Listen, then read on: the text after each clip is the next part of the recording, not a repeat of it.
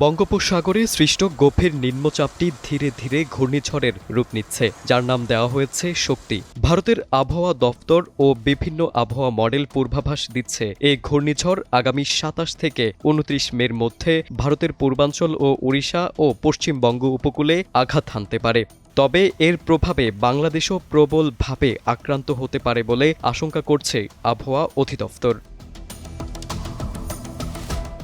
আবহাওয়াবিদদের তথ্যমতে ২৪ মে বঙ্গোপসাগরে দক্ষিণ পূর্ব অংশে একটি নিম্নচাপ সৃষ্টি হয়। সেটি এখন ঘনীভূত হয়ে গভীর নিম্নচাপে পরিণত হয়েছে এবং ক্রমেই এটি ঘূর্ণিঝড়ে রূপ নিচ্ছে।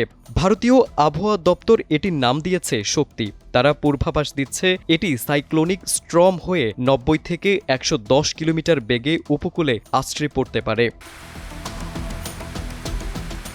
যদিও ঘূর্ণিঝড় শক্তির মূল আঘাত ভারতের উপকূলে পড়ার সম্ভাবনাই বেশি, তবে এর পার্শ্ব প্রতিক্রিয়া হিসেবে বাংলাদেশের উপকূলীয় এলাকা এবং দেশের বেশ কয়েকটি বিভাগেও তীব্র প্রভাব পড়তে পারে। আবহাওয়াবিদরা বলছেন ২৯, ৩০ ও ৩১ মের মধ্যে বাংলাদেশের উপকূলীয় অঞ্চল ও উত্তর পূর্বাঞ্চলে অতি ভারী বৃষ্টিপাত এবং ঝড়ো হাওয়া বইতে পারে।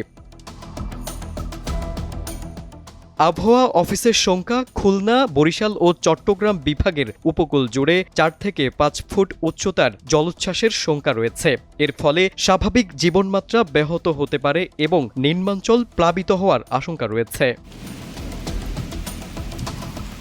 ঘূর্ণিঝড়ের প্রভাবে রংপুর, ময়মনসিংহ, সিলেট ও চট্টগ্রাম বিভাগে ৩ দিনের ব্যবধানে ৩০০ থেকে ৫০০ মিলিমিটার পর্যন্ত বৃষ্টিপাত হতে পারে বলে পূর্বাভাস দেওয়া হয়েছে। এতে পাহাড়ি এলাকাগুলোতে ভূমিধসের সম্ভাবনা রয়েছে, বিশেষ করে বান্দরবন ও রাঙামাটিতে।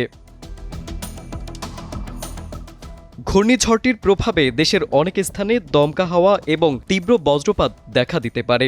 এতে জনজীবনে আতঙ্ক ছড়িয়ে পড়তে পারে। বাংলাদেশের আবহাওয়া অধিদফতর ইতোমধ্যে চট্টগ্রাম, কক্সবাজার, মোংলা ও পায়রা সমুদ্র বন্দরগুলোকে ৩ নম্বর স্থানীয় সতর্কতা সংকেত দেখাতে বলেছে। পাশাপাশি উপকূলীয় অঞ্চলের জেলেদের গভীর সাগরে মাছ ধরতে নিষেধ করা হয়েছে।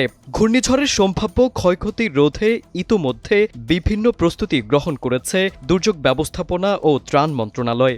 আশ্রয়কেন্দ্র প্রস্তুত রাখা, স্বেচ্ছাসেবক দল মোতায়েন এবং চিকিৎসা সামগ্রী ও শুকনো খাবার মজুত করার কাজ চলছে।